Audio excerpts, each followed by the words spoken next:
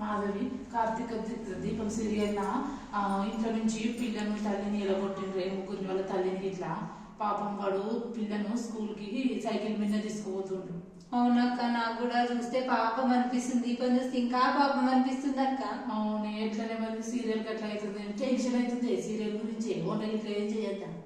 ఏ తర్వాత చేద్దాం తీయక్క, మనకి ఇవే బాధ ఉంది. ఇంకా అన్నం వండలేరు, కూర వండలేరు, ఏంటి ఉన్నారే?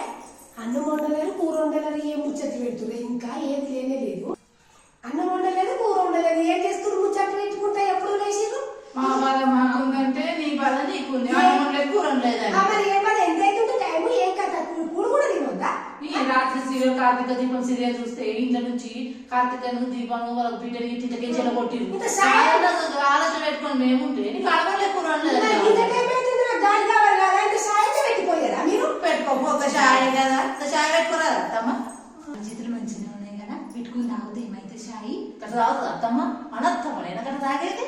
మనం చేసి ఈ ఆడి నుంచి సీరియల్ చూడాలి, రేపటి నుంచి ఏ షాయ్ పెట్టదే అన్నం ఉండదు. అత్తమ్మ పెట్టమనాలి, వాళ్ళకి పెట్టమనాలి, గట్టేయాలి. ఇంకో సీరియల్ చూద్దాం రేపటి నుంచి. కొత్త సీరియల్ వస్తుంది కదా, మా ఆయన ఏం చేయాలి? అన్నం కూర తీసుకుపోయి అత్తమ్మ బయట వారాల్సిందని చెప్పాలి.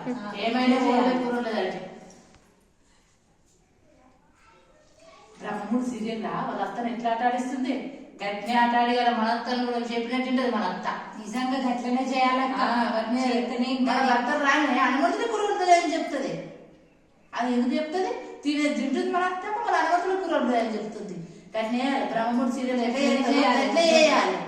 పాపం మన వదల మనముంటే కార్తీక దీపము బయటకు కొట్టిరని మనముంటే ఆ సైకిల్ మీద బిడ్డను తీసుకుపోతుండే. నిన్న మనం కాళ్ళు పెట్టాడు, సైకిల్ మీద తీసుకుపోతున్నాడు బిడ్డనంటే పడముండేదా కూర ఉండేదా ఏం చెప్తున్నా అంటుంది అత్తమ్మ.